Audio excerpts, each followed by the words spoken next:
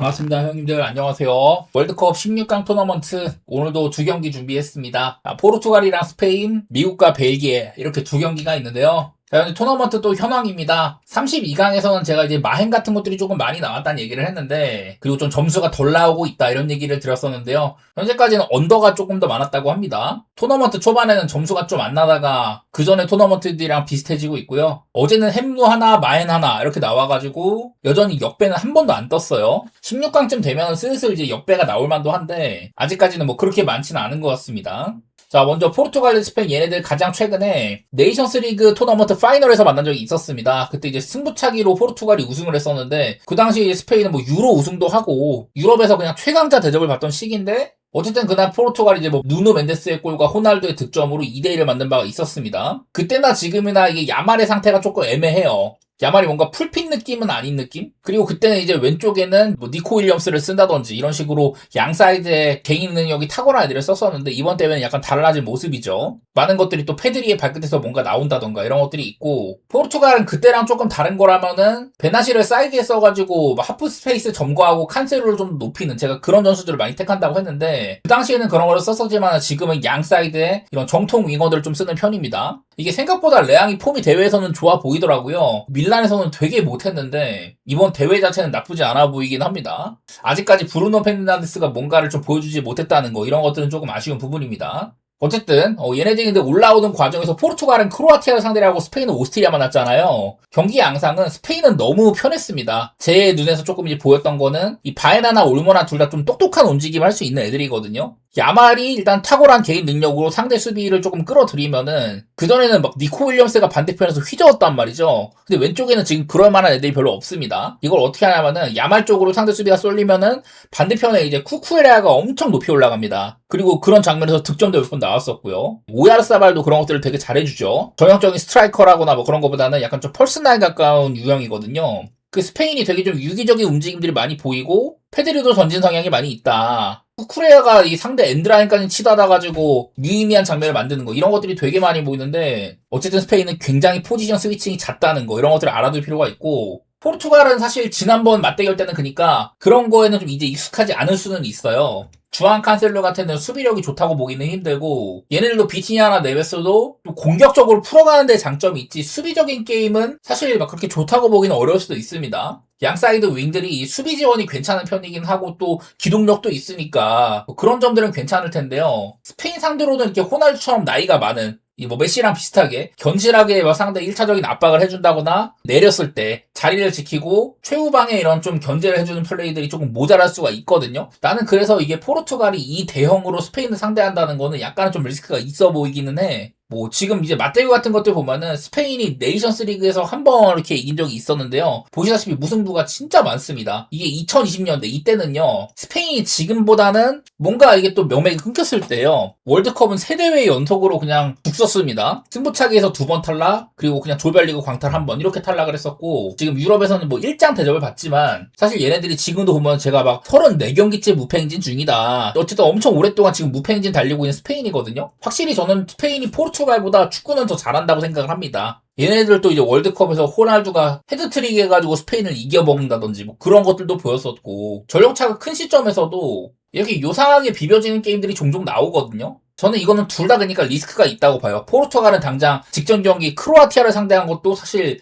경기 내용이 많이 밀렸습니다. 여러 좀 논란이 있을 만한 오프사이드라든지 뭐 이런 것들도 있었다고 하지만 이 멤버에 비해서는 강팀 상대로 조금 안 좋았다는 거라던가 당장 이번 대회에서 콜롬비아나 크로아티아 이런 최상위급 컨텐더들이 아닌 애들한테조차 되게 고전했잖아요. 그러다 보니까 스페인 정도의 컨텐더를 만나면 그냥 맥없이 무너질 수도 있는 뭐 그런 그림도 생각이 드는데 어쨌든 저는 이거는 뭐 많은 사람들이 스페인을 좋게 볼 거고 저도 마음속으로는 스페인이 그냥 정배의 값을 하겠구나 이런 생각도 드는데 한편으로는 스페인의 정배가 그렇게 메리트가 있을까 이런 생각도 들었어요. 왜냐면 포르투갈이 실제로 얘네들의 맞대결도 그렇고 당장 큰 대회에서도 그렇고 월드컵에서도 그랬었고 스페인이 월드컵에서 잘한 지가 너무 오래됐어. 그전까지도 이렇게 승부차기 2번 탈락하고 하는 그런 대회들도 과정에서는 막 이렇게 큰 문제가 없던 적도 있었거든요. 근데 요상하게 탈락을 합니다. 그 중에는 뭐 이제 경기 내용도 뭐 밀린 경기들도 있었지만은 전 현재 준비된 상태로는 스페인이 조금 더 팀적으로는 잘 만들어졌고 전술도 좋다 뭐 그런 생각을 하지만 포르투갈은 또 이제 똥게임 능력도 있는 팀처럼 보인단 말이죠. 스페인 정배가 너무 꿀인내가 많이 난다. 저는 그런 마인드고 솔직히 이거는 포르투갈의 프렌을 포스트 초이스로 보기는 힘든데 개인적으로는 일단 언더 생각 중이고 그리고 무승부 같은 거 선택해보고 싶어요. 이게 따지고 보면 스페인도 아직까지 조별리그에서 카보베르데, 사우디, 우루과이 그리고 오스트리아 이거면은 얘들도 제대로 된 강팀을 아직은 안 만나본 셈이기도 합니다. 물론 이렇게 연승을 달리던 과정에서 센 팀들도 만나보고 막 그랬지만은 얘네들 친선전에서 막 이집트랑 이라크 이런 팀들이랑도 비기고 그랬거든요. 당장 이번 대회에서도 카보베르데를 못 뚫은 바가 있었다. 나는 막 그런 것들 생각하면은 이것도 그냥 언더 같은 거 괜찮아 보이기도 하는데 근데 아마 이게 언더가 배당이 어떨지 모르겠어요. 언더가 그래도 한 1.6 정도는 나와야 되지 않을까? 그래도 얘네들 뭐 이름값도 있고 한데 왜냐면 스페인이 이게 안 풀릴 때는 되게 좀 정적이거든요. 저도 뭐 이번 대회를 보면서 스페인이 뭔가 좀 세련된 전술을 구사를 한다. 근데 한편으로는 그게 또 왼쪽에 이제 좀 파괴적인 윙이 부족해가지고 그렇게 좀 이제 궁여지책으로 이렇게 하는가 싶기도 하고 어쨌든 뭐가 됐든 간에 이거를 구현하는 능력은 좋은 것 같은데 잘 먹히고는 있으니까. 근데 그게 과연 좀 정당한 평가를 받을 만한 상대들이었냐 그런 거 생각하면 또 아닌 것 같기도 하거든요. 저는 그래서 약간 좀 스페인을 뭔가 좀 배당이 한 2배 이상 나왔으면은 좀 더 뭐 가볼 만한 이런 접근으로 보겠는데 저는 좀 조심해보고 싶었습니다. 그냥 이건 약간 좀 반골 기질을 발휘해가지고 언더라든지 뭐 무승부 방향 그렇게 볼게요. 솔직히 막 포르투갈 프렌을 내밀지는 못하겠어. 근데 언더라든지 무승부 저는 이런 방향으로 스페인이 편의는 못 갈 것 같다. 스페인이 이기더라도 저는 햄무일 것 같아요. 자, 그 다음은 미국 대 벨기에입니다. 자, 얘네들도 일단 뭐 올라오는 과정들을 보면은 미국도 조가 사실 좀 꽤 쉬운 조였었죠. 그 조에 뭐 이제 파라과이, 호주, 터키 네 팀 다 뭔가 비슷한 느낌이다. 그런 조였었고요. 32강에서도 보스니아 만났습니다. 그러니까 미국이 뭔가 경기력은 좋아. 파라과이를 그렇게 때려 부술 줄은 저도 몰랐거든요. 그리고 뭐 호주도 그렇게 수비가 좋은 팀인데 생각보다는 잘 벗겨내고 보스니아전은 일단은 뭐 발러건이 퇴장당해서 한 명이 또 이제 부족한 상태였지만은 뭐 프리킥 골이라던가 어쨌든 뭐 잘 지킨 거는 좋았습니다. 미국은 뭔가 좀 정도는 잘 되어 있는 것 같기는 해요. 이 대회에서 퓰리시치나 맥켄 이런 애들 폼 좋아 보이고 사실 발로건도 폼이 좀 좋았는데 이 발로건이 저번 경기 퇴장당해가지고 오늘 경기 못 나온 거 전 이거는 꽤나 큰 것 같습니다. 이게 미국이 아마 발로건한테 공을 꽤나 들였을 거예요. 미국 국적으로 이렇게 대표팀에 참가를 시키기 위해서. 그리고 실제로도 활약도 괜찮았거든요. 이게 왜냐면 오늘 이제 대체에서 나온 리카르도 페피도 막 PSV도 뛰고 뭐 그런 놈이긴 한데 확실히 이제 모나코에서 좋은 시즌을 보낸 발로건이나 이런 애들이랑 좀 차이가 있을 것 같습니다. 단순하게 이번 대회 발러건이 3경기 3골 넣었는데 전투적으로 싸워주는 거 하며 뭐 그런 것들도 좋게 봤었고 무튼 뭐 미국은 이제 앞으로 모든 경기들을 다 홈에서 한다 뭐 그런 것들도 긍정적일만 할 거예요. 근데 여기 상대한 이제 벨기에 당장 이제 26년 3월달 최근이죠. 이때 벨기에를 상대한 적이 있었는데 5대2로 대패를 했습니다. 이때는 뭐 벨기에가 좀 CDK를 선발로 썼다든지 지금이랑 약간은 좀 다른 면모들이 있기는 해요. 근데 어쨌든 벨기에 입장에서도 월드컵을 앞두고 미국 무대에서 이걸 또 평가전을 하는 거였으니까 충분히 또 해볼 만한 그런 매치였는데 어쨌든 그 경기를 5대2로 벨기에가 갭했습니다. 사실 첫 골은 미국이 아마 세트피스로 넣었는데 근데 이후에 막 벨기에가 좀 위기도 몇 번 있었고 그러긴 했는데요. 이걸 5대1을 만드는 과정에서 도쿠가 여러 가지 역할을 한다든지 미국의 수비도 조금 별로였었고 또 이제 막 교체해서 들어온 루케바키오가 2골이나 박는다던가 벨기에는 좀 이제 쉽게 풀린 경기긴 했는데 근데 본인들이 잘한 거를 또 잘 구현해낸 셈이기도 했습니다. 벨기에도 어쨌든 간에 볼 잘 만지고 양 사이드에 치명적인 선수 있고 사이드백도 전진이 꽤나 잘 되고요. 공격적으로 푸는 게임은 벨기에도 잘 하는데 기본적으로는 저는 좀 체급 차이가 있는 게임이라고 보기는 해요. 그러니까 미국이 이번 대회 홈발을 받고서 엄청 잘하고 있는 건 알겠는데 따지고 보면 여태까지 만난 상대들이 강팀이 어디가 있었냐 그런 거죠. 물론 벨기에도 저는 매번 얘네를 깎아내리는 그런 팀이에요. 당장 지난번 경기 세네갈에서 사실상 거의 뭐 질 뻔한 게임이었었고 조별리그 올라오는 과정도 막 이집트, 이란, 뉴질랜드 여기저기서 좀 시원치 않았잖아요. 세네갈한테도 사실 골대가 몇 번 구했다던가 쿠르투아가 이걸 또 구하고 막 그런 것들도 있었는데 어쨌든 그렇게 어려웠던 게임을 뒤집었다는 거. 루카쿠와 틸레망스 특히나 이게 틸레망스 같은 단신 선수가 헤딩골을 넣었다? 이런 것도 사실 잘 안 일어나는 일인데 그 어려운 게임을 이제 또 이겨냈다는 거. 그런 거는 좀 긍정적으로 본 것 같기는 해요. 저는 원래부터 벨기에를 깎아내리는 사람인데 이게 과연 벨기에가 미국한테 역배를 받을 정도인가. 물론 이게 홈 개최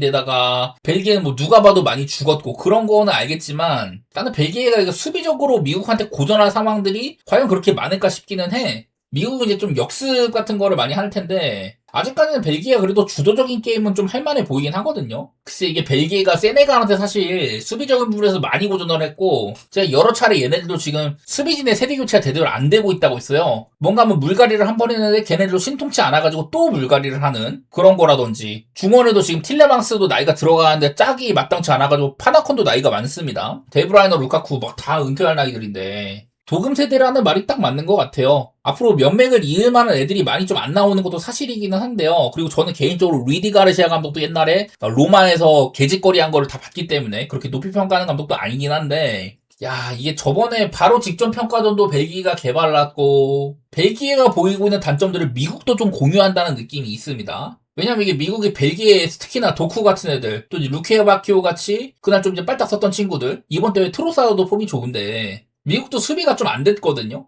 막상 지금까지 미국이 상대한 팀들의 목록을 보면은 이 어떤 팀이 과연 이 미국을 공격적으로 괴롭힐 수가 있겠냐 마땅히 생각나지가 않아요. 파라과이, 호주, 터키, 보스니아인데 물론 그 중에 터키는 이미 탈락한 상태지만은 공격적으로는 좀 해준 바가 있었습니다. 나는 오늘 벨기에한테 미국이 조금 상성이 안 좋아 보이기는 해. 여태까지 미국이 조금 가려졌던 문제점들이 드러나만한 게임으로도 보이거든요. 과연 둘 다 이런 수비적인 약점들을 공유하는 한편 주도하는 벨기에, 역습을 노릴만한 미국 여기서 어떤 게 좀 더 드러날 것인가 그런 거 생각해 봤을 때 가장 최근에 보였던 그런 뭐 맞대결에서의 모습들 그날 미국이 좀 수비가 많이 안 되는 게 생각이 나고요. 그리고 벨기에가 저는 공격진의 컨디션은 나쁘지 않게 보이긴 합니다. 그리고 무엇보다도 이게 배당이 이게 벨기에가 나는 아무리 그래도 미국한테 역배는 좀 이건 아닌 것 같아. 저는 벨기에가 한창일 때도 얘네들이 좀 깎아내렸던 사람으로서 벨기에를 그렇게 응원하고 싶진 않지만 저는 바이아스는 일단은 벨기에 프렌이나 뭐 오바 고배당으로는 뭐 무승부 이렇게 보도록 하겠습니다. 미국이 뭐 생각보다 볼 잘 차고 그렇게 너는 벨기에 욕을 그렇게 하고 나서 벨기에 프렌을 보고 싶냐 뭐 그럴 수도 있는데 어쨌든 벨기에는 그런 단점을 보이면서도 세나요걸 정도의 팀을 꺾고 올라왔다. 과정이야 어쨌든 간에 얘네들이 뭐 어려운 경기를 동점을 맞는 것도 사실이잖아요. 그래도 DNA가 있구나 이런 생각을 했고 미국은 아까 말했다시피 뭐 발로건의 공백이나 제대로 된 평가를 아직 못 받았다는 거 수비적인 리스크 맞대결에서 봤다는 거 뭐 그런 것들을 생각해보면서 벨기에 프렐이나 오바 고배당으로는 무승부 이렇게 보도록 하겠습니다. 자 그래서 오늘 경기들은 솔직히 분석하기가 어려운 경기들이에요. 재밌을 거는 같아요. 포르투갈, 스페인. 이거를 과연 분석으로 어떻게 풀어내겠냐. 당장 저는 얘네들이 네이션스리그 결승전 때도 이거를 또 스페인을 좋게 봤던 입장이었는데 어쨌든 뭐 그 당시와 몇 가지가 또 달라졌는지 뭐 그런 것들 파악해가면서 좀 의견을 내놓았는데요. 저는 오늘도 쉽지 않은 것 같습니다. 반대로 이거는 내가 믿지 않던 벨기에를 어떻게 좀 보는 느낌이라서 겉보기는 미국 뭐 나쁘진 않은데 과연 얘네들이 이 정도 평가를 받는 게 온당하냐? 저는 조금 아니라고 보긴 했어요. 오늘은 정배팀들이 쉽게 가지 못할 것 같다. 제가 뭐 단순히 그냥 고배당 충이어서가 아니라 어떻게 보면 차라리 언더오버가 나을 수도 있겠다는 생각도 들어요. 뭐 이것저것 제가 이제 말씀드린 분석들 중에서 뭐라도 좀 건져가셨으면 좋겠습니다. 저는 내일 또 준비해서 올게요. 감사합니다.